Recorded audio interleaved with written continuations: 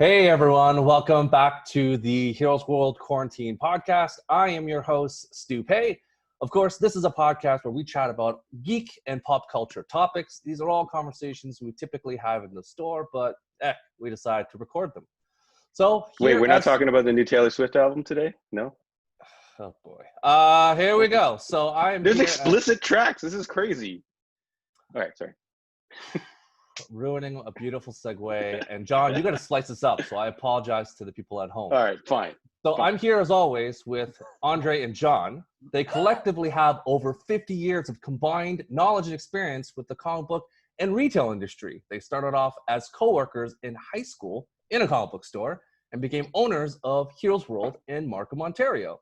They've been running the store for over 20 years, and it's your one-stop shop for all your geek needs.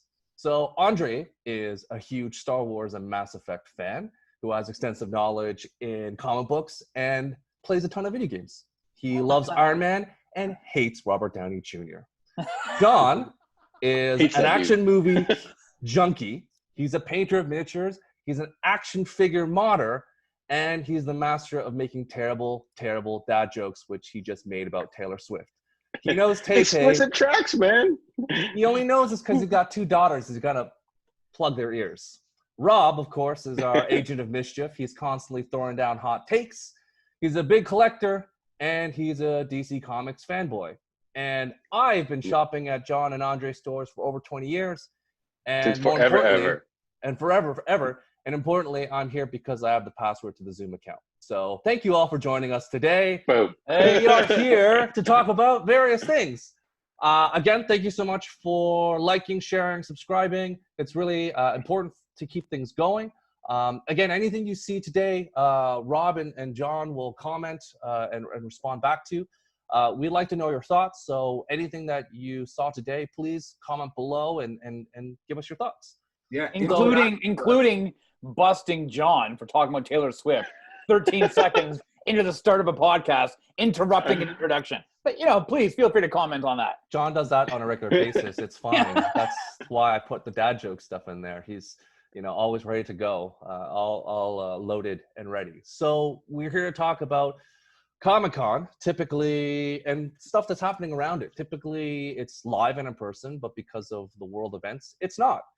So we're going to talk about that and talk about some of the panels and other things that happened and get our thoughts on it. But first, we're going to talk about our Comic-Con memories.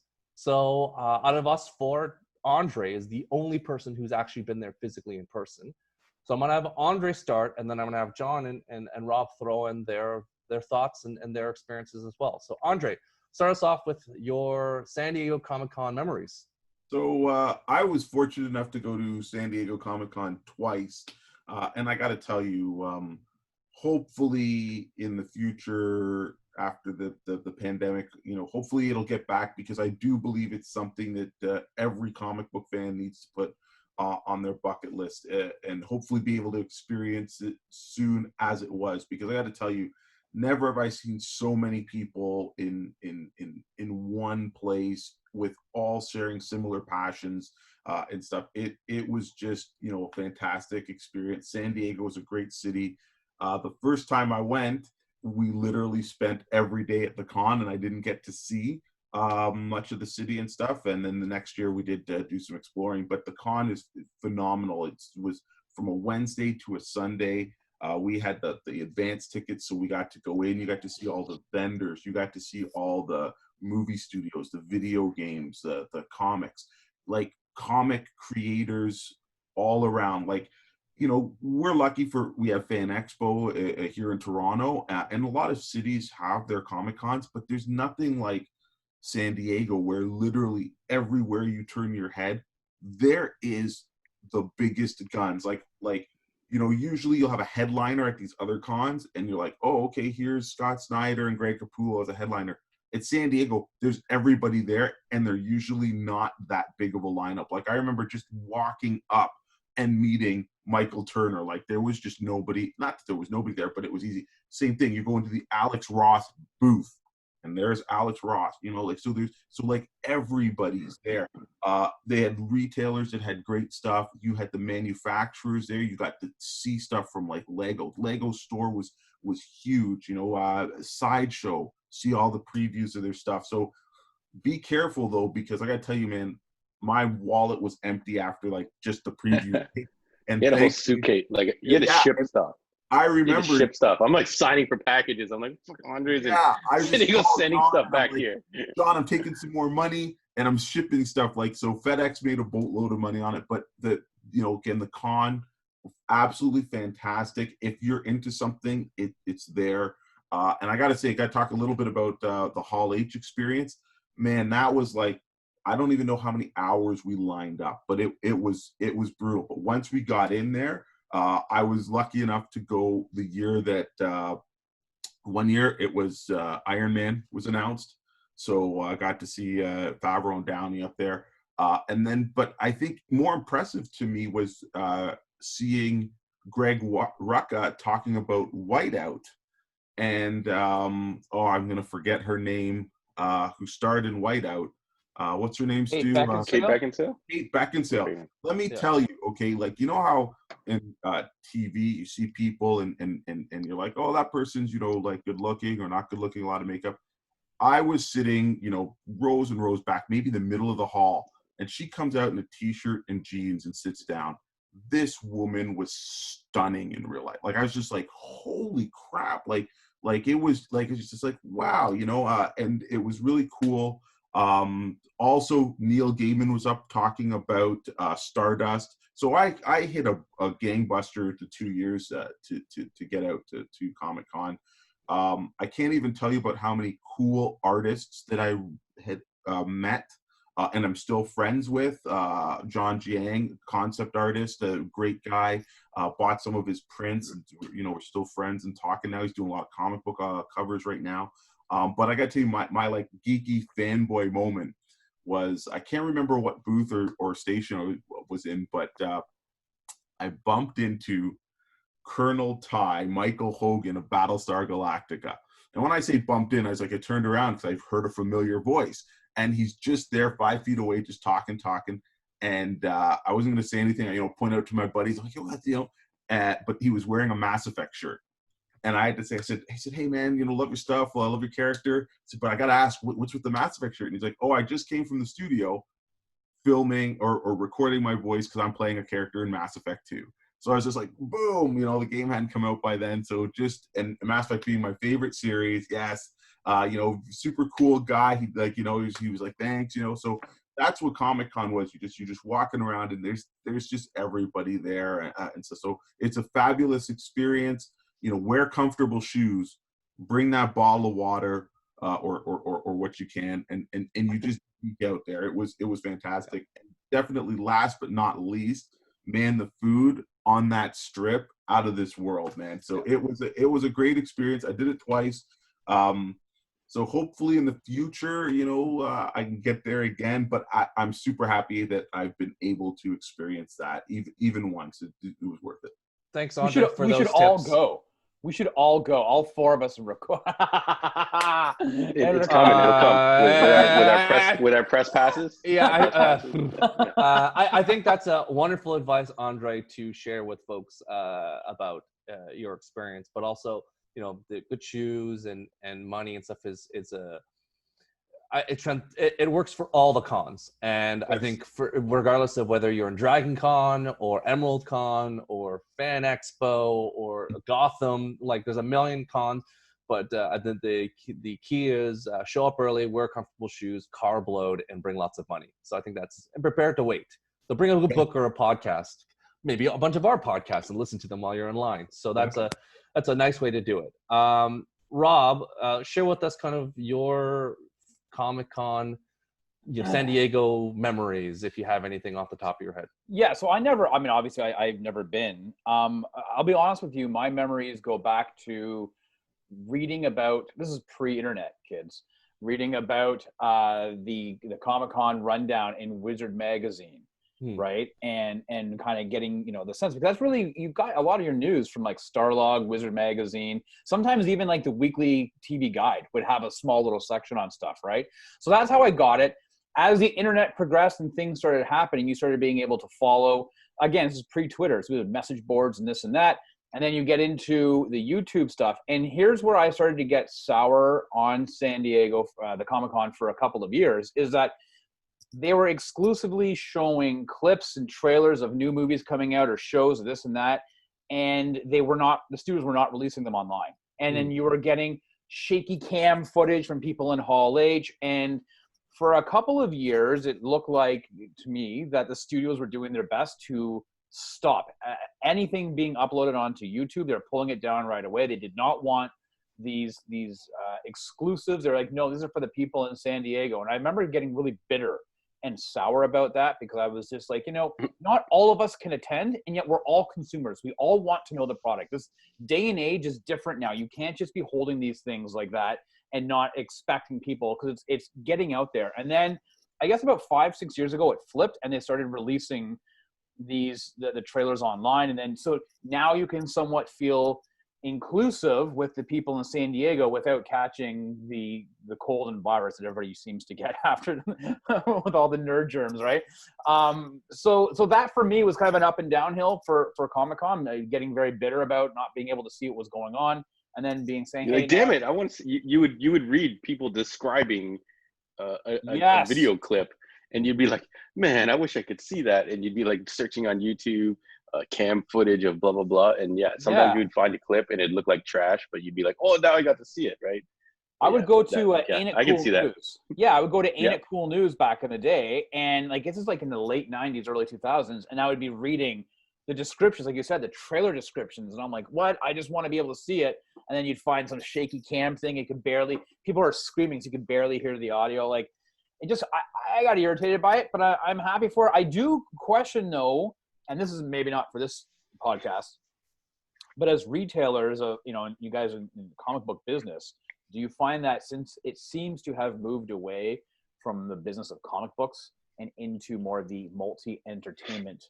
Well, let's put that on hold because fine, because John has to talk about his memories. It's a media before spectacle we now. get to, you know, so so that was my memory. Okay, so John, and Army Hammer. Sorry, just of course. This is a random thing that slips out of his mouth all the time.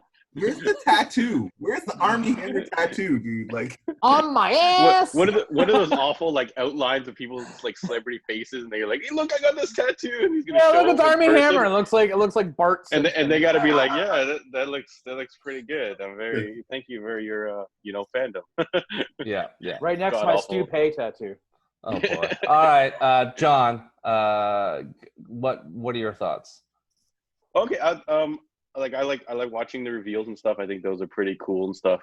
I don't watch any of the live panels really until like way after the fact. I will talk a little bit about some of the toys and some of the exclusive stuff we see. It sucks that it's exclusive there, but sometimes we get some cool stuff. So I'll just hold these up. What I'm holding up is 2 NECA action figures, one of Superman, one of Batman.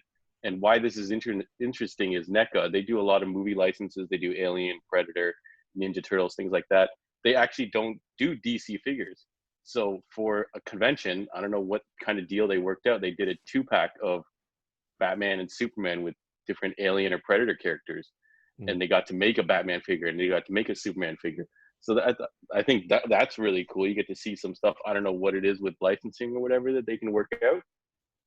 I also have a Green Lantern somewhere that's a Green Lantern with a Yellow Lantern Predator, which is really cool. So we get to see neat stuff like that. It's a pain in the butt to get it. I was very fortunate to get these. A customer of ours was very generous and actually waited in line for me and grabbed these for me.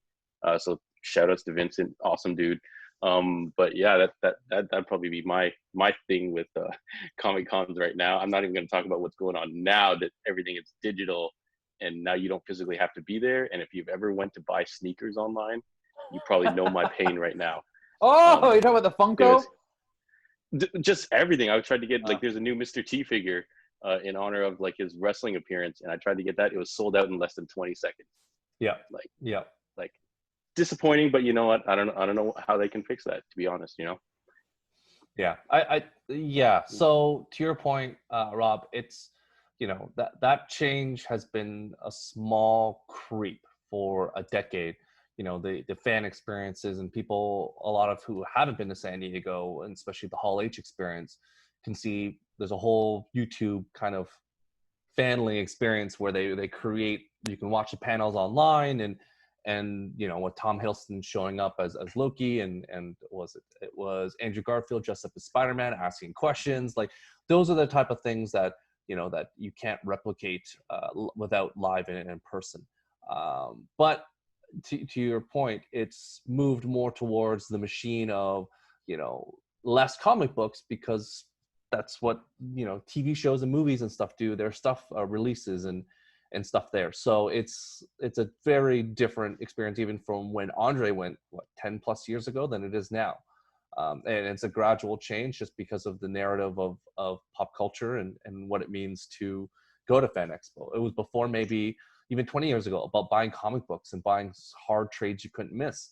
And now it's about buying mystery boxes and you know, for cosplay and buying just regular trades. It's not about picking up the back issues you missed. So it's been a gradual change. I think eBay has made it easier for people to buy stuff. Back then, you could only get stuff from a con. Like, you missed an issue, you had to go. There's no other way you're going to pick up the back catalog. So it's been, you know, plus or minus. And to your point about the videos, they are, I think, 98% better when it comes to releasing stuff the same day. So they get up maybe an hour or two. It's a whole event, yeah. And then you'll have live streams. You'll have but IGN will have their whole coverage and stuff. But there's still, like, the Marvel MCU stuff, like the Avengers thing. They still never had it out, because it rewards you from going, Rob. It's like, just line up in line for 4 hours, then sit in there through the whole day. Like, it's kind of like, you got to throw them something. And you still get 99% of the stuff. It's just, they get something just for them, because then why, if they stop going, then there's lots, man. There's lots. Listen, when JJ came out and for the first Star Wars reboot, Force Awakens, you know, everybody will remember, if you haven't, go online and look up Google Kevin Smith say Comic-Con Star Wars experience. He was after Hall H, and they gave everybody lightsabers and then took them all out. Yeah. Down the road and they were doing the score with John Williams, and Kevin Smith's now playing to him. He still had a couple thousand in attendance, but still, you know, this massive Hall H is now empty because everybody's going to decide to say, I'm not going to see Kevin Smith. I'm going to go check out what's happening. Concert, the concert, right? So they do have exclusives. They do have a lot of things that are given to them.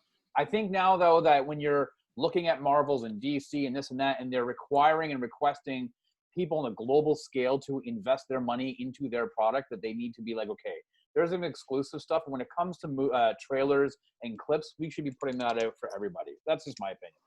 Well, let's remember this, because after Rob goes to San Diego, he's like, let me keep this all to myself and not share with any. It's only when Rob gets the knowledge where he's like, guys, come to me on my social media network and I'll tell you about what would you like to know. So I think we need to be very cognizant that until Rob is properly an insider, he's raging against the machine until it becomes part of the machine. So let's just remember this for future reference. Doesn't matter, because we're all going. All four of us are going together. Press pass. Press pass. Oh boy, hard pass. Someone contact us. Oh, you're gonna go, Stu. Come on, look at that fresh cut. Oh boy, take that fresh cut down to San Diego, bro. I'm reserving my right to say maybe, because I'm trying to play hard to get. So I don't want to, you know, just give it to them so easily. You gotta woo me a bit. Yeah, you're out. So, Andre, John, let's go. So let us talk about kind of, I guess, the biggest. There are a bunch of panels that happened, but frankly, Marvel and DC both decided to step away this year, so they're not involved. Frankly, because they don't have anything to show, and the movies they want to, you know, they can't. They got all their stuff in the clip waiting to be released. And they Black also Widow, Wonder Woman, everything. Yeah, right. DC's doing its own thing, and then we don't August know what 20th, D20, yeah, or whatever. So they're holding stuff back. So the biggest panel that happened, I guess, on Saturday or Friday was the Star Trek one. So we'll talk a little about the Star Trek shows and talk a little about this. It's a nice segue. Star Trek, which we had a panel, which was, I think, like couple hours, but it was It Star was like Trek an hour. Discovery. The YouTube clip was like a little over an hour. Yeah. So it was the cast of Star Trek Discovery, Patrick Stewart and some of the cronies of Picard. We had a little snapshot of the 7 voice actors from Lower Decks, and we had some people from Strange New Worlds. So I'll walk again a little description of each, and then I'll get your thoughts afterwards. So of course, Discovery is the 3rd season or 4th season of the Star Trek show based on the USS Discovery. It's a TV show that's going on right now. Picard, of course, is a show that follows Captain Jean-Luc Picard. This season 2 is going forward with additional special guests. Who knows what they could be? We all know the only person we know. Whoopi Goldberg. Again, thank you for stealing my thunder, but we all know that Guinan is I watched set The up View. For season, yeah, because I sent you the clip. And then we're going to go on to talk about Lower Decks. Again, it's a cartoon show based on a TNG episode of similar in name about ensigns on a starship that's floating around, I guess, in the TNG timeline. Again, written by one of the writers and showrunners from Rick and Morty. And then finally, Strange New Worlds, which is a spin-off of Discovery, following John's boy, Ensign Mott, as Archer, Spock, and number 1 in his heart, Rebecca Romaine Stamos. Rebecca Romaine as number 1. And that's the show. So what are your guys' thoughts on the Star Trek shows and panels and thoughts? Andre? I thought one of the interesting things that they decided to hammer in this panel, or not hammer, but constantly reference, is Star Trek's inclusivity. And I think it's really odd because Star Trek has always been that. So it's almost like keeps saying that, coffee is hot. It's like, hey, that's what Star Trek has been since its inception. And it continues to be that. So to me, you just lead by example. You don't have to necessarily, hold up the sign. And I really felt that they were holding up the sign. Not that it's a bad thing. I think in the current climate, these things, I guess they're speaking to the people who maybe have never seen Star Trek or whatever. But I don't know how you can not. It's always been a, multicultural cruise. And not only that, it's a future with multiple alien civilizations that are on Starfleet and the whole concept of Starfleet. So I thought that was kind of interesting. Again, Star Trek has always been, primarily positive about that stuff and a nice positive future. I think there's probably 3 too many Star Trek shows that they've got coming out. And I don't know who their brand manager is, because I feel they're just trying to hit everybody. And I feel Star Trek, there's nothing wrong with having a particular audience and going after that particular audience. If there's people who have not watched Star Trek before, now, I don't think you need to offer them every type of experience so that they could get to Star Trek. You're either going to like sci-fi or you don't, or you're going to get behind the ideals of what it is, or you're not. I personally feel that, we get to it like Lower Decks. I don't see the point of that. To me, that's literally lowest common denominator, just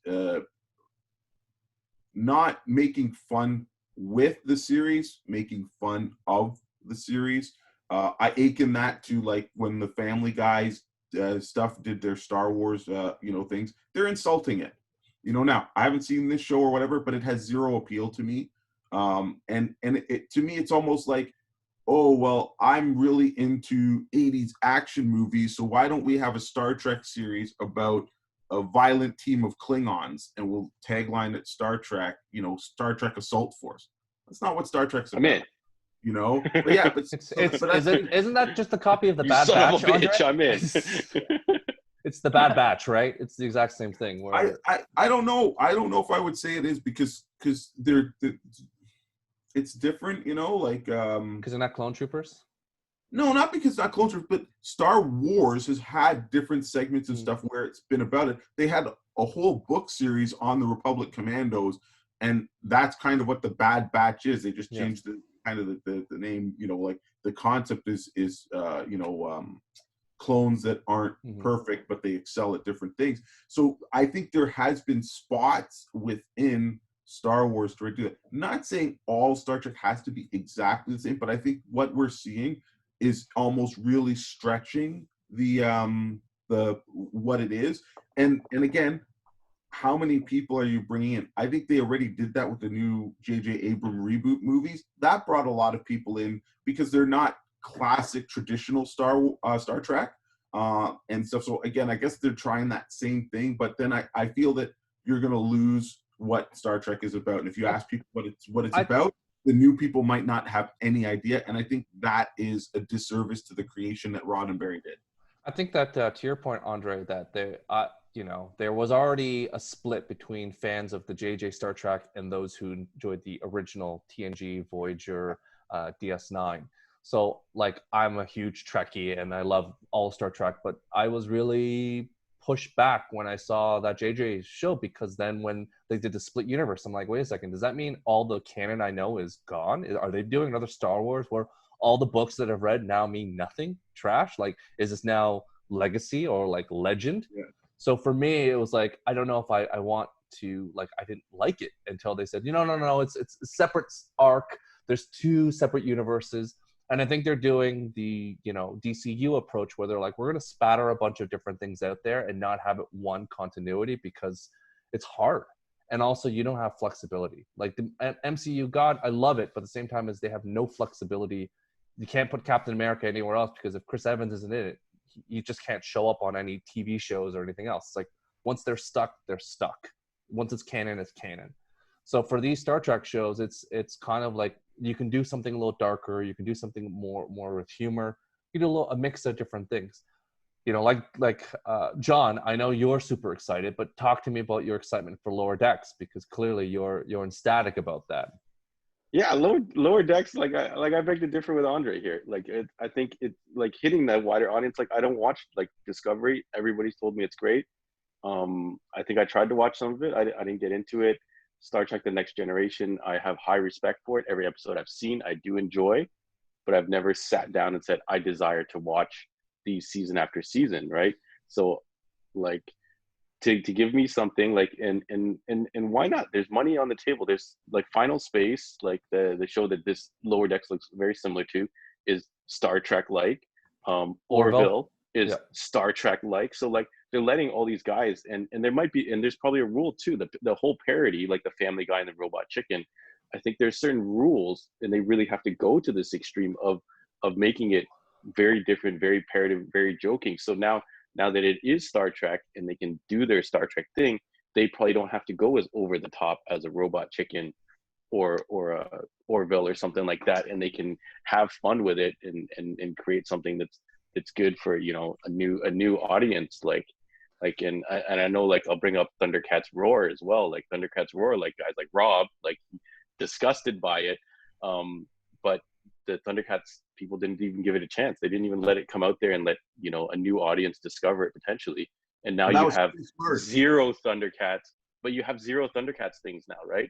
The same thing could have been said about Teen Titans Go. Like if you saw a clip of Teen Titans Go, you could have said, oh man, that's trash. I don't want to watch it ever. But now Teen Titans Go paved the way for a Teen Titans Go movie. It paved the way for Young Justice to return. Like it brought them a lot of people. And even like the Titan show, who knows if like the Titan show and all these other things would have happened if they didn't explore these other territories. Like, you know, maybe Discovery only has one more season left. Who knows, with Star Trek shows being notoriously canceled at some point, and maybe something like a Lower Decks. Only Enterprise was the one that was canceled. But I'm 7 saying, seasons in a movie, goddammit. Except for Voyager. But I'm just saying, in this climate, things could get the plug pulled on them so easily, right? And like I think there was a second animated show announced, right, that you mentioned, that has the producers from Troll Hunters, which is a phenomenal show. Kid show. Slash.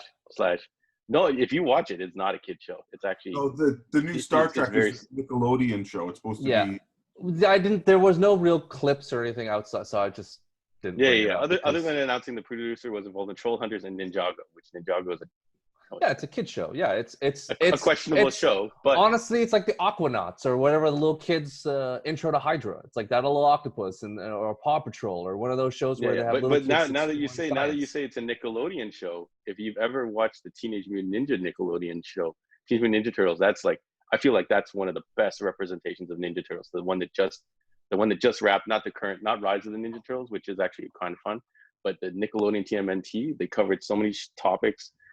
So many eras of the Turtles, like Usagi Yojimbo shows up, like everybody, and they did like a really, really good job with it, even though it was quote unquote for kids, but it wasn't really.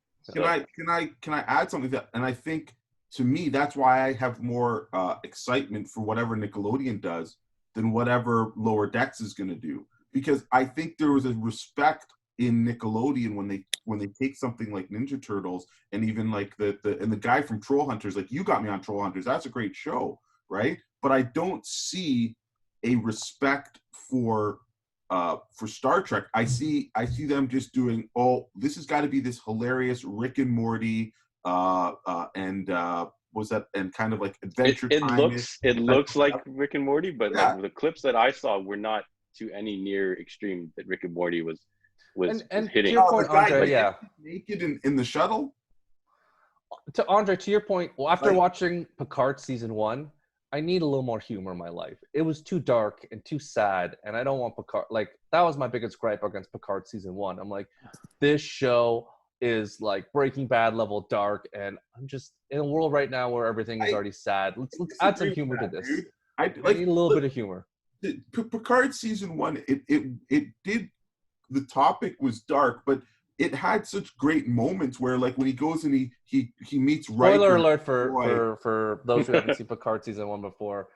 Okay, Andre. Now you can go. But spoiler alert. Yeah. Spoiler alert. Like, the thing that I loved about Picard season 1 was I loved that Picard was an extension of the man we saw. It was the same man. They didn't change him. They didn't modernize him. They didn't like it was.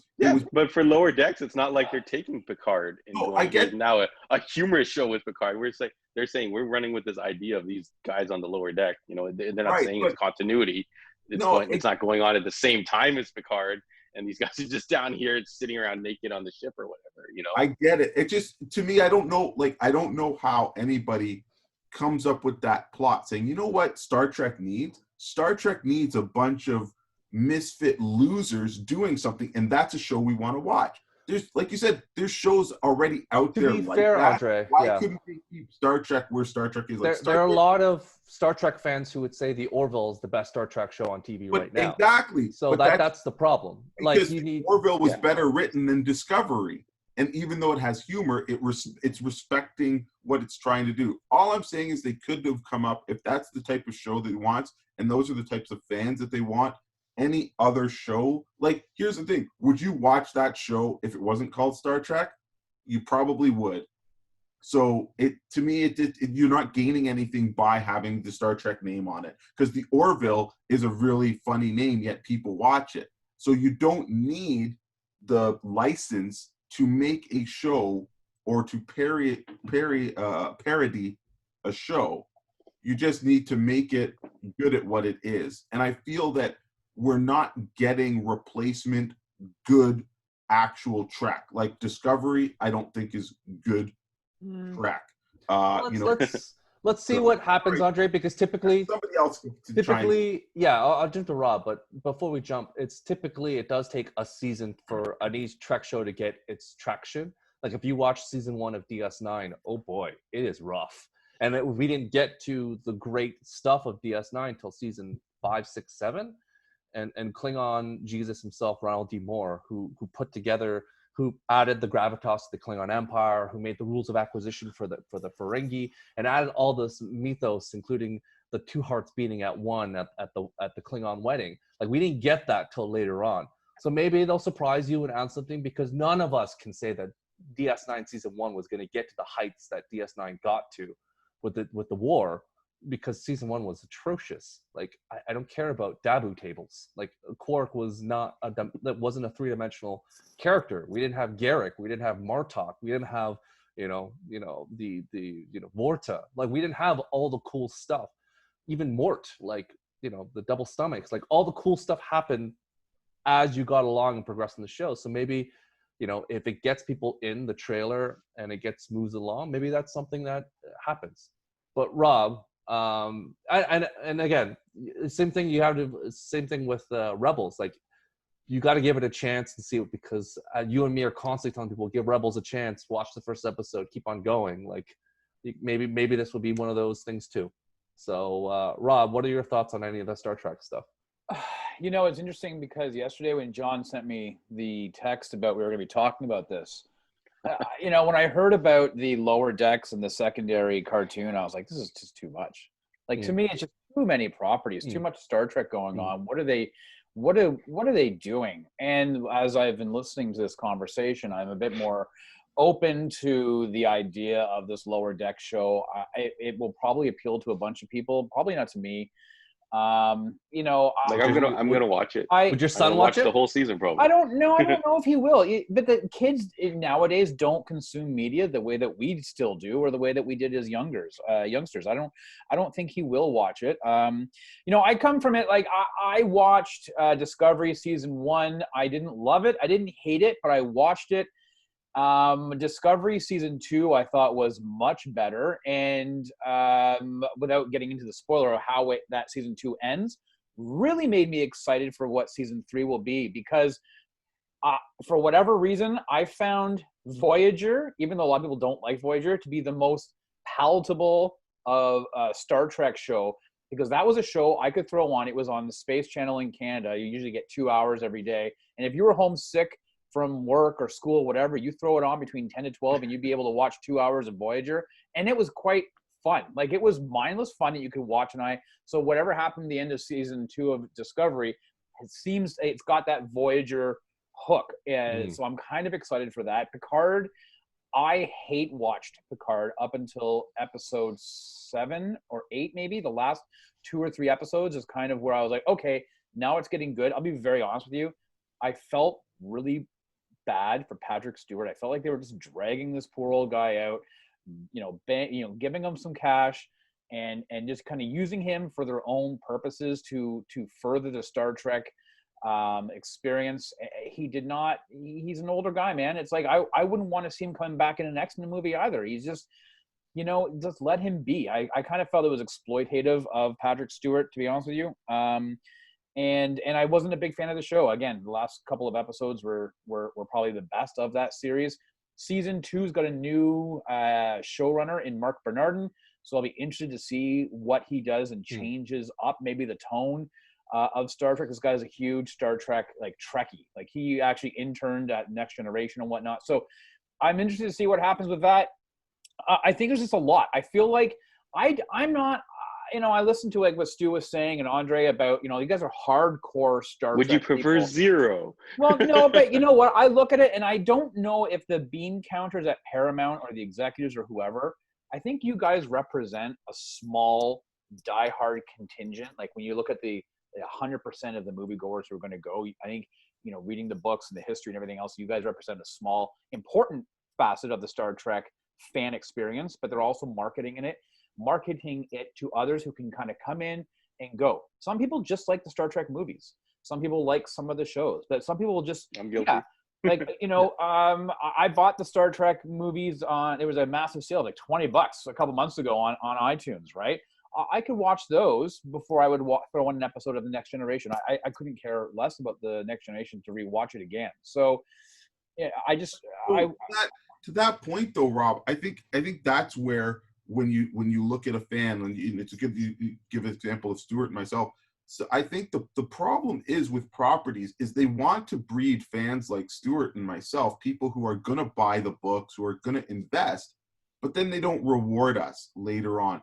And when you say fans, it's like, guess what? It's the diehard fans that keep these properties alive. Star Trek was dead. It wasn't going to come back till Next Generation. And then after that, it died. But the diehard fans, just like with the Marvel, so all of a sudden, it's all of us as comic book fans that kept that interest from the 80s where they talked about making a new Spider-Man movie and making this. And then when Blade comes out. But then as we go further along, they just say, we do not want or care if these movies line up or are good to the diehard fans. We want the million schmucks to just give us $1 or $10 to come and see this movie. And I think there's a happy median for that. I think they can take a license and be able to package it to a new audience that may not have read the original stuff, but also bring the longtime fans along for the ride. And I think they're not trying enough to do that. That's my I think, Andre, it's different. I think to your point, the game now for guys like you and myself who care the most is Easter eggs. Like it's Right. in the movie. They and Rob talked about before offline about watching episode of Constantine, and you saw Dr. Fate's helmet. Is that the game now for those who are really involved is the little things in the background. It's the map when Stark was talking to Ross, and there's like a little map showing Wakanda, the little map showing Atlantis. The game now is like all the little things around characters that are in the comic books that are there. That's not enough. But that's I know, but it's not enough for you and I, but we still get a kick out of knowing that that's the thing. So, but again, it's about making money, Andre, and it is. But it's totally it's understandable. Proven that they can make good things. Like all of us can agree that the Winter Soldier is the best Marvel movie, and nothing they've made after has come remotely close to that level of consistency in movie telling. You know what I mean? In storytelling, right? So Can you take her now? Hello, podcast world. Interruption by son and dog. Sorry, Andre. Yeah, no. So I think they can. I think they can definitely. They can do more. It doesn't have to be the tone. Doesn't have to be the tone of Winter Soldier, but that level of detail, that level, and same thing with Star Trek. It could be said of every property. I think if you make it good, as good as it has been in its original form, people will appreciate it. Like, let's take that World of Warcraft movie. You know, it didn't have any real elements except for the names of the characters, but it didn't reflect how good and cool World of Warcraft is. Thus, we're not getting a sequel to the biggest played game that's still being played like now. Like, that's crazy that they couldn't make a movie that people would be like, holy crap, that's incredible. I think there was, But Andre, Now, but if they made a kids movie version of it, we might be talking a different story. But Andre, you know, like you mentioned about how about Winter Soldier and this and that, and I'm just going to quickly say that Winter Soldier and Black Panther are two movies that do quote unquote fan service to the diehards and also were palatable to new individuals. My wife is as far from a comic book fan as you can possibly get. She enjoyed Winter Soldier. She really liked Black Panther. She enjoyed Ragnarok when she watched it at home. I know you don't like it at all because it doesn't stick to it. So I think that you need to make things as broad as you can be to get butts in the seat to make your money. And unfortunately, that sometimes is at the cut to the diehard fans. Like we can't and Andre, we saw the perfect example of this with the TNG movies. First Contact was kind of the best example of a Star Trek movie that was open to everyone. And I love First Contact. It's my favorite Star Trek movie above Wrath of Khan. I love that movie to death. Right. But then when they did the next movie, like when they did Nemesis, and then they did all these other Star Trek they referred to Nemesis several times during this film, right? These shows take place before or something like that? Yeah, it was bad. Like the other episode, the other movie, and I forget if I've wiped it off my brain where Beyond. They went to the planet and the planet de-aged people. I'm like, this is just an episode of like I vaguely remember that. Star Trek. Like it's not a movie. And it's like and it pushed a lot of fans, and it's a fan service. Like it was basically an episode of Star Trek where Picard, the Admiral wanted to take the planet because the appealing properties de-aged people, and they could Insurrection. Yes. Like that movie was trash, but it's a proper Star Trek show in a movie. But like you have to hit like the vectors to make the money that it needs to do, Andre. So like I get it. Like there needs to be balance. And I'll say I saw none of those. I saw none of those that Stu just mentioned. I saw none of those. I saw all of them in the theater. I saw all the new ones. Yeah. And Nemesis and with Tom Hardy. I'm not gonna watch any of these new shows except for Lower Deck. But so John, you that's the perfect point. You didn't watch classic Trek. You watched new Trek, and you're still not a Star Trek fan. So it doesn't matter. When I watched those new movies, I was considering buying a jacket. So I did become a Star. I like the idea of Star Trek. I like the idea of those guys climbing the ranks and things like that. The story of Captain Kirk. Maybe you guys don't like that delivery of Captain Kirk, but I like the idea of him now. So I would watch. You're not going to watch any of the shows. So again, yeah, I'm not. I'm like these new shows. Like if Lower Decks wasn't on that list, I would definitely say I'm not. Unfortunately, John's gonna watch Strange New Worlds. So that's John's gonna watch Strange New Worlds. That's it. You can repackage it for a non-Trek fan, and they may not necessarily become a future Trek fan. You'll still go and watch the next movie with Chris Pine or whatever. Yeah. But if you they know what? do another movie, I'll definitely watch that. Cool, and that's cool. But how many people are lost at the expense to get a casual fan like John? Like this is true. I totally understand why people don't like those new movies. Yeah. So, Andre, you're forgetting. You're looking at John will go and I will go see those movies. I like them. They're fine. You can spend 2 hours of your afternoon or 2.5 hours of your afternoon, go watch a movie. That's it. To watch a TV show now, you're looking at 10 to 13 hours. And unfortunately, in this day and age of 8 billion channels and 8 billion things dropping on Netflix every week or on Crave or HBO or whatever, time is limited. There are way too many things to distract you. And so you would rather spend your time watching something that you're going to enjoy or not. And that's just the reality. You know, you could watch Hawaii Five-0, the first 2 seasons every week and be like, yeah, this is cool. And then season 3, like, I'm out because I have limited amount of TV time to watch in amongst everything else I got to do. And I'm not going to dedicate my time. 2 hours to watch a movie? Sure. That I can swing. And I think to your point, even before Andre, was that, you know, they're swinging for the fences. The fact that there's this rumor of a Michelle Yeoh Section 31 TV show I'm really intrigued about that. I thought Section 31 was such a cool, you know, idea in Inception in DS9 when Sloane showed up and there's all this stuff about how the Federation has a secret division that even the Federation never talks about. That's akin to the Obsidian Order or the Tel Shiar, of like the secret organization that does things behind the rules, that doesn't follow what Star Trek stands to make sure the Federation survives. That's way different than anything else. And I'm interested to see if that's a show that actually comes out, because that's a really deep cut, and it's not Star Trek, but it's something different to it. Like, but can we segue though? Because I thought you were gonna. Because one of the best things I thought about Discovery season 2 was the Pike stuff. Yeah. And that's what Strange New Worlds is going to be the show that I'm probably going to end up watching over Discovery, because I liked. Wow. Even over Picard? I'm watching Picard because I have to watch Picard. But, you know. Pike, you're obligated. Yeah, I'm obligated. But like in terms of like Strange New Worlds, I actually thought the guy that did Spock was really good. I thought that, you know, that Ensign Mott, who you know, didn't have a good opportunity to be Black Bolt, but frankly is a really good Pike. Yeah, it's going to be a good show. And to your point, Andre, like I get what you said before about hammering home diversity in the beginning of the panel, Andre, but I think Star Trek, they have to remind people that shows and things change. Like, yeah, Star Trek in the beginning was a show about inclusion, but you also have to remind now there's a different thing in inclusion. It's not just color of diversity. It's not just, you know, the first interracial kiss. It's about LGBT. It's about, you know, all these different things about the show that.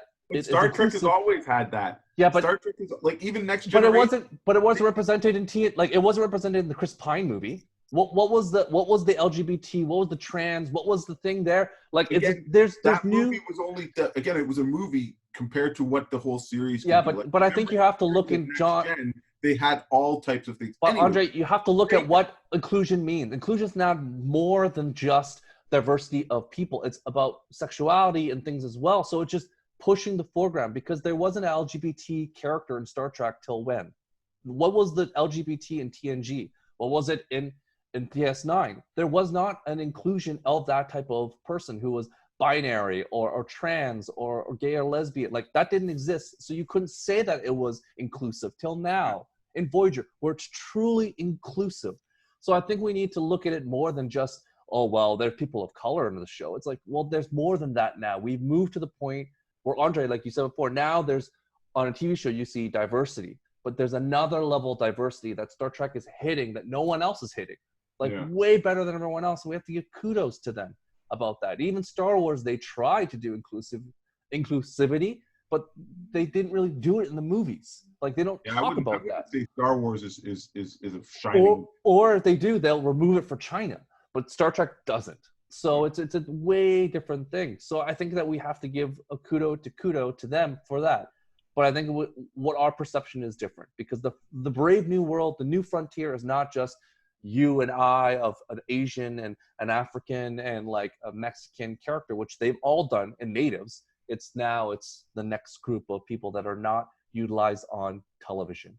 And that is the LGBTQ, like all the trans community as well. So that's happening, and that's great. So, final thoughts before we jump over to the next topic, because clearly, secretly, we're all Star Trek fans. Who knew? Anyone else? Last. Live long and prosper. Close. Get out of here. Wrong hand. Listen, I got to deal with a guy who wants to play Fortnite and not take care of a dog. I'm doing the best I can. Yeah. So, this is your Admiral Archer situation, and the dog that was teleported to a different location. His prize, a beagle. Okay, so Helstrom. Let's talk quickly about Helstrom. It's a TV show that is not a very short conversation. Yeah, this is a very short one. It's not branded by Marvel. It's coming out. It's on Hulu. Has nothing to do. There's no Marvel Presents. No tag with it. It is a TV show that's coming out. Yep. About Damon and Satana, two brother and sister who are half-bred. So they are the son and daughter of Satan and a human. And it's a horror show. And one is good, one is bad. Andre, thoughts? My first thought was I can't believe they're putting another Marvel property on Hulu. Like I thought they canceled Cloak and Dagger and stuff. They wanted to kind of move everything and the Runaways and move on to the Disney umbrella. So that was kind of my first thought. And then, like you said, there is no Marvel branding on it. So I was like, what's the point? There's been hundreds of shows that are in that horror vein and stuff like that. It's only going to get probably one season, maybe not even full season. Watch the trailer. It looked decent. I like Supernatural, so I'm in that wheelhouse. But this didn't jump out to me. I thought the Warner Brothers. It looked good. There was money on the screen. Yeah, it looked good. It looked decent. Hulu money, John. Hulu money. Let's talk about tiers. There's CW money in Vancouver. There's Netflix money that is basically the old guard. No, but Hulu money, and then there's like look wise, it did look it. I didn't think it was like three sets, like an institution and a house. You and I could film that with our iPhones and make the exact same thing. So slow down. Well, if we're gonna fit in talk about whatever later on, you're gonna be able to see that some things will look cheap. Yeah, because once they throw in a demon, we're gonna see how much money they have in the show. Because once they show hell, let's see. So just to clarify, though, okay, so for us in Canada, we don't have access to Hulu, but Disney, you're right, Andre. They canceled Runaways and Cloak and Dagger. But then when Disney bought Fox, they also obtained their percentage of Hulu. So actually now Disney is the majority stakeholder in Hulu. So their idea now is to have their more friendly family shows on Disney Plus, and anything that could be a bit risque or whatever will be now viewed on Hulu. So it is part of the Disney empire, pretty much proper. So I just want, for point of clarification. Yeah, not that it I remember they were thinking that they were going to use Hulu instead of creating Disney Plus. There were people thinking that was going to happen or something. Yeah, but Disney Plus is all for kids. Everything there is kid friendly, so you don't need to worry about scary stuff on there. So, and Hulu's the adult. So we'll see. I again, it's a property. To Andre's point, we'll be surprised if it survives. Because remember, they had a bunch of shows lined up on Hulu, like the Ghost Rider show and a bunch of stuff ready to go. And then they canceled the Jeff Loeb universe. So they had all the Netflix stuff was basically cut.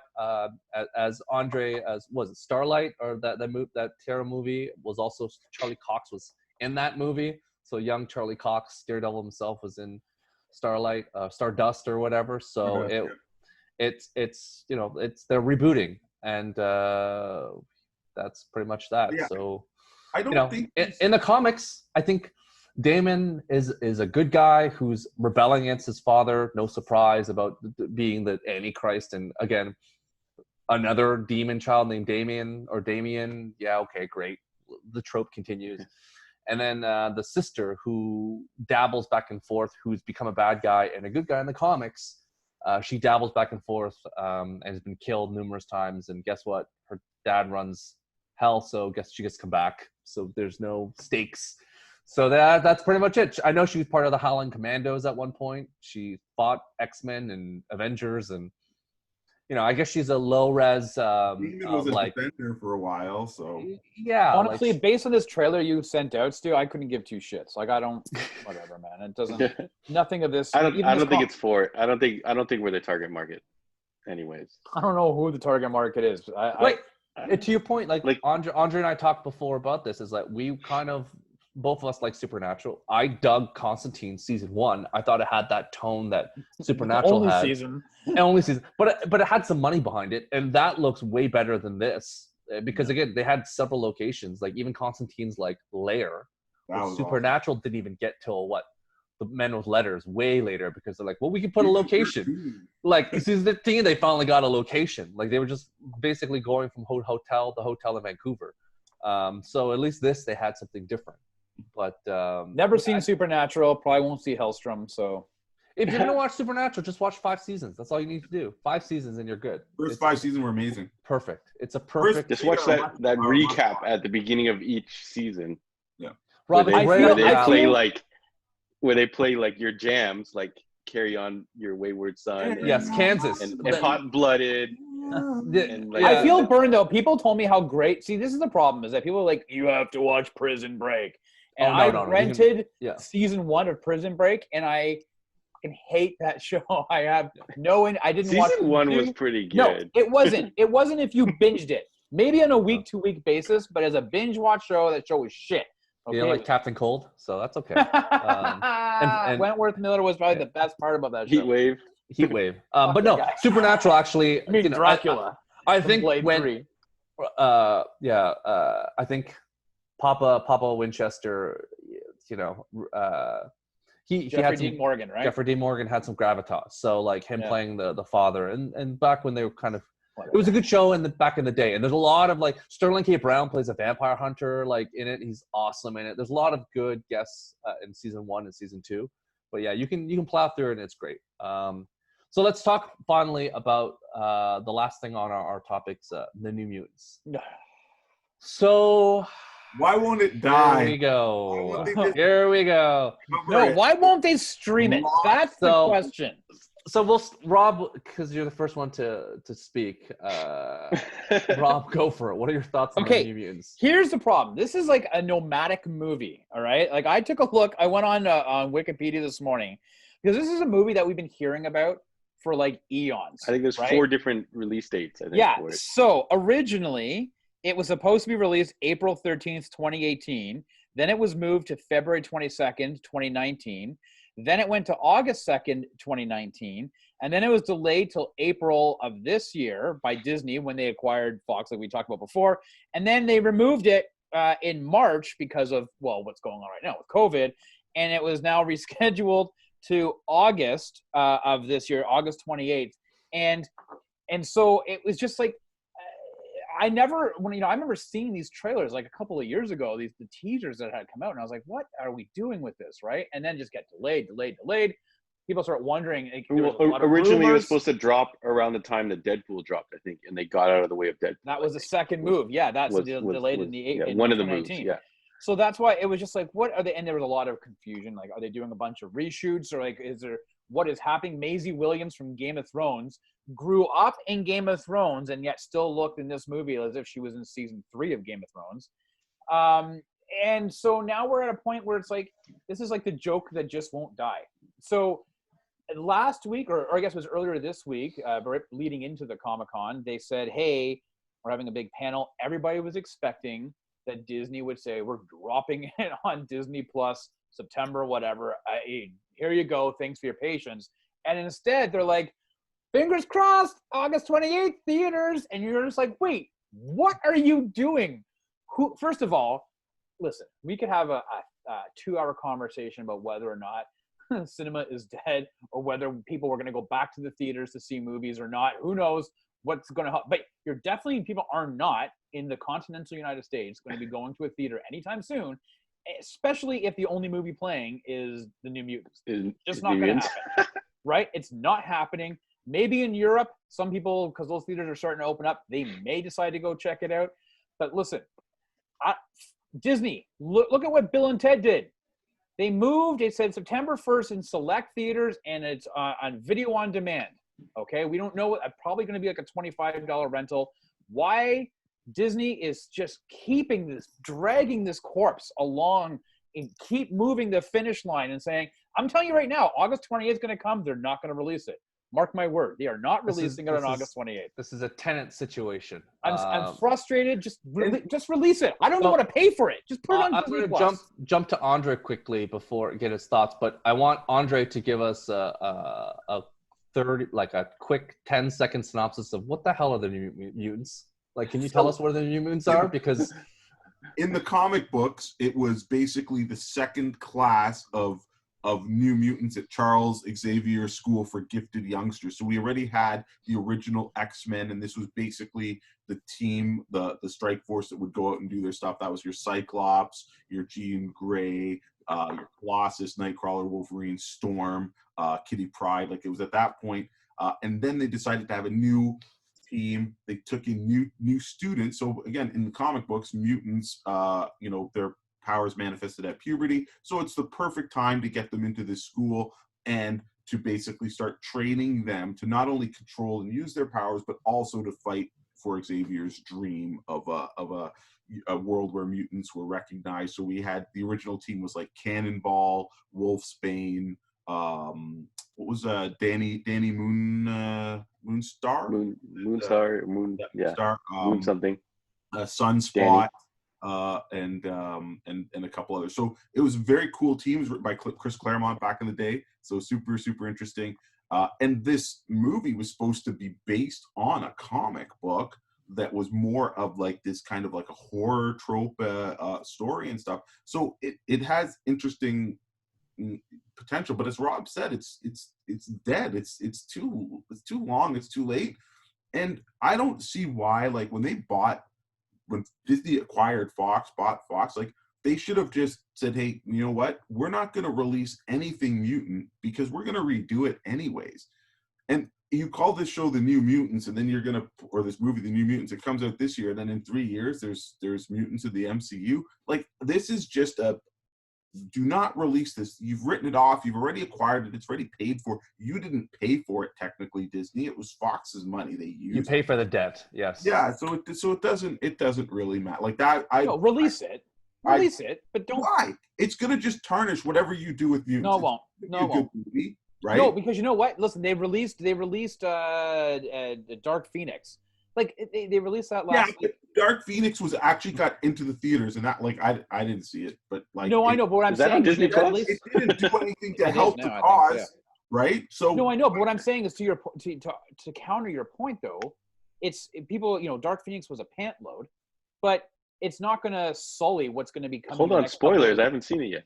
Oh boy! It's not going to sully what's going to be coming with X-Men by Disney. Release the New Mutants, but don't put it in theaters. Just put it on Disney Plus. Put it on Hulu. I don't give a shit. Just put it out there. Nobody does. Nobody does anymore. People will watch it. Rob don't give a crap because he's not going to watch. Oh no, I will watch, but I'm not going to pay for it. So okay. So that was a good. So John, your thoughts? I was watching the trailer. First of all, when they released the first 2 minutes and they claimed it was an action-packed 2-minute preview, that's false advertising. But when I watched the actual trailer, I really, really loved the title card. text that said New Mutants, like the graffiti style, that looked really awesome. And that's about it. But it looks like it was like 2018 was the original release date. What was the original release date for like Twilight? Like, it looked like it was that era, like the special effects. It's like it looks really cheaply done. It looks very TV-ish. So it's almost like they should. Yep. Yeah, they should just. I don't know if it's dated or they just cheaped out, or they just went too far. Like they show very small budget. They show Majik running around and slicing stuff up. Like there's a big CG cloud of a bear that looks cool, but when she's jumping around slicing stuff, it looks very, very fake. Like definitely not like a very poorly trilogy. Yeah. And then I read up and I was trying to look. I was trying to stay positive. I'm looking at the producers, everyone working on it. I'm like, I don't know anybody here except for the Arya Stark character. I'm like, oh, she looks familiar. And then I saw like something that they were like, it's kind of like supposed to be the Breakfast Club meets like Nightmare on Elm Street. Yeah, it's like what the feeling that they're going through. But and maybe it will work. But I don't know. Like I feel like they should, like Rob said, they should drop it onto streaming. And let the people decide. Maybe it is a decent watch. Like I don't think it should not be released because people worked on this movie, and actors, and unless it's just terrible crap and it's going to make them look bad. Like I guess Andre could be right. It could just tarnish those people's careers. No, it doesn't think so. I don't. You want to know why? Like, because that thing was done years ago when you had. The dude from Stranger Things was hot because he was in season 2 of Stranger Things. You had Arya Stark. Yeah, that was the other famous person in it. Yeah, there was somebody else that was in it. People aren't going to look at this and say, you filmed this thing 4 years ago. They filmed it 4 years ago.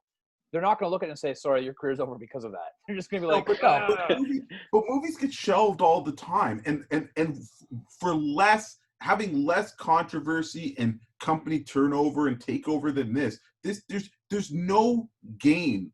Like you said, it's not going to help any of these people's careers. It's not going to help any of the people who made the movies' careers. And like I said, this happens all the time. Movies get shelved, and we never see them. But so, you do. Some do and some don't. And to your point, like John, Captain America made not another teen movie. So like, if that didn't sink his career, there's nothing. And Chris Evans has made a lot of bad movies, but guess what? He's still Captain America. So I don't think one movie can sink anyone's career outside of, Elizabeth Barkley and striptease. The only thing that can kill you is that movie. Other than that, pretty much anyone can be revived in any of. Yeah, I feel like trying to pump it for this theatrical release is setting maybe the bar too high, and maybe it could be good, and if they did it straight to streaming. And frankly, I'm going to reserve judgment till the movie comes out because the bar wouldn't be as high. We talked about it before, Bloodshot, the trailer gave away everything. So, like, trailers sometimes do a good job of giving away everything or give you nothing. So either it can be good or bad. We've seen lots of trailers that were good, and then the movies were bad, and we've seen a lot of bad trailers that end up being a good movie. So I think, we have to reserve our judgment because, Marvel is kind of set the precedence of hiring actors and directors that maybe are cheaper, but overseeing and giving them advice just to cut costs down, and then they still put a decent product out. We'll see. I can't say until the movie actually comes out and we can watch it and do a proper discussion. But Andre said, though, I think it was Andre said, it was like a horror take, maybe it was John, a horror take on the X-Men universe. Yeah. That idea, that first trailer when I saw, I was like, oh, I'm open for that. Yeah. That's a new take. Yeah. I'm kind of cool with that. Let's see what it is. But the problem is now it's become a joke in and of itself. It's moved away from the premise to now becoming this joke because it keeps being pushed, right? Release it, man. That's all they got to do. Just release it and let the movie stand on its own. So here's the $1 million question: Is it going to be? No. You wrong. So the $1 million question is it going to be better than Morbius the Living Vampire?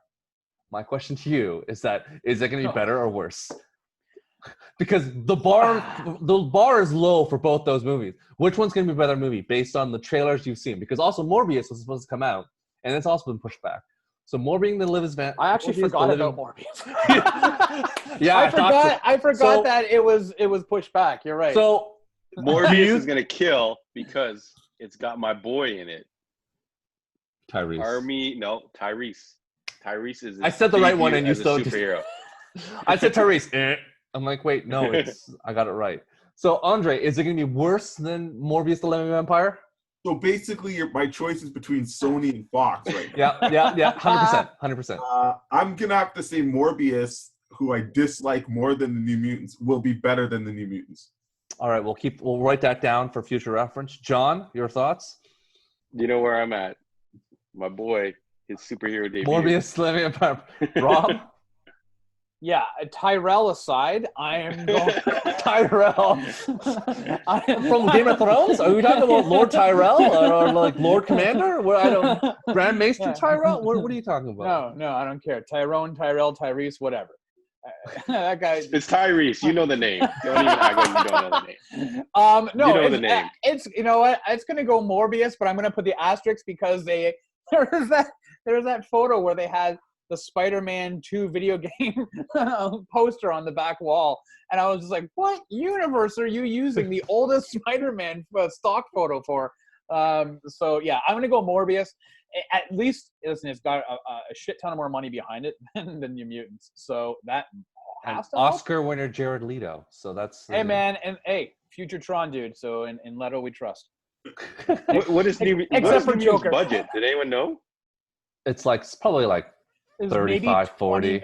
25 million. It was like an cheap. Indie. Like it was supposed to be like an indie movie.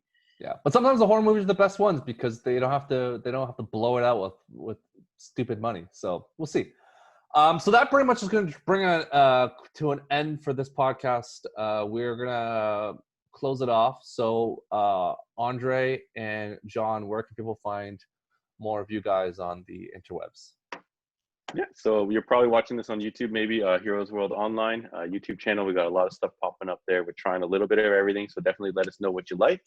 The Heroes World Facebook, we are very responsive on there. We post the new releases every week, and we also have a new Instagram account that we're trying to drop new pictures on as well whenever we can. And then you can email us at sales.heroesworld, HEROES, @gmail.com if you want to set up any shipping or pull lists or put stuff aside or curbside, whatever. Andre?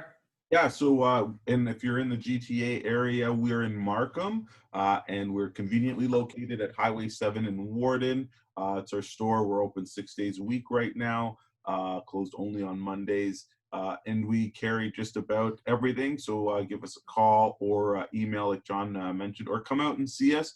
Lots and lots of great stuff in store. Or I said, if you want curbside, we want to be there to serve you. We want to get back to as close to normal as we can, and we can't do that without your support and people coming to the store. So if you have any questions about anything that you hear us talking about in the podcast or see on our Facebook, definitely reach out to us. We are more than willing to help out, recommend stuff, point you in that right direction.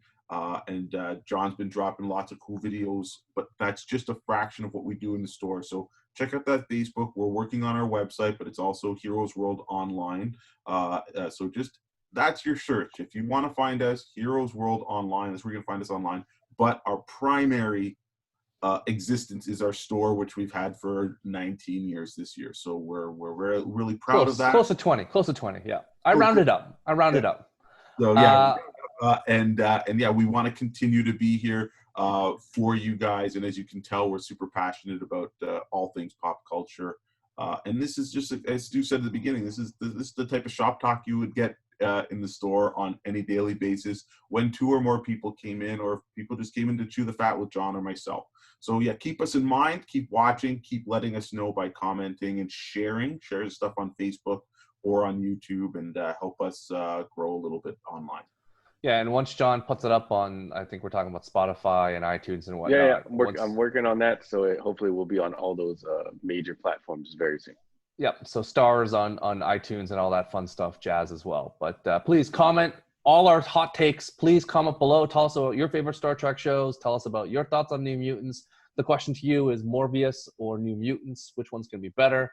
That's our hot take question of the day. So comment below and let us know your thoughts. And then when it comes out, we'll rediscuss it and see who was victorious and who gets. But clearly, everyone here thinks Morbius is going to be better. I'm going to go New Mutants. So there we we just to be different, just to go against the grain. Please. Guy gets a haircut and he's all of a sudden. Yeah, just to go. We got to have someone the other direction. Boring if we all pick the same thing. Rob, where can we find you online? At Rob Gadet. I'm on the Twitter and Instagram. John and I are regularly doing a little 20-minute. When Rob doesn't take a nap. Hey, one time! Yeah, one time I was really tired. yeah. To be fair, Rob, that was a siesta. Rob is living in Spain right now, or in the middle of the day, he has to take a nap. So Yes. like when he's not at the pool, he's like, I gotta take a quick power nap in the middle of the day, and I was then tired, man. It was middle of the day. It was 4 o'clock. I passed out. I just got off work and I was pickled. No. Yeah. So find us on there. We love chatting about this stuff. You know, the biggest thing is, please go read comics, man. Read these books. Talk to John and Andre. Reach out. You know, a couple weeks ago we talked about Fantastic Four, and now I've got the first couple of Hickman trades. I'm going to be diving into those this weekend. So please, it's summertime. Be outside, enjoy the weather, but read comics and get them from John and Andre. read comics outdoors. Great point, Rob. From Heroes World. From Heroes World. Yeah, from John and I. Or if you're not in Markham and you can't buy them online, if you're in BC, order from your local store. Just help the people out, man. Like help the brick and mortars. Yep. Forget the Amazons and at the end of the day, help brick and mortar and just order from your store. If you can't get it from John and Andre, order from your store. They need all the help they can get. So that's another takeaway. So thank you all for watching, listening, whatever you're getting your audios for this. And we'll see you all again next week. Bye, everyone. See ya. Bye.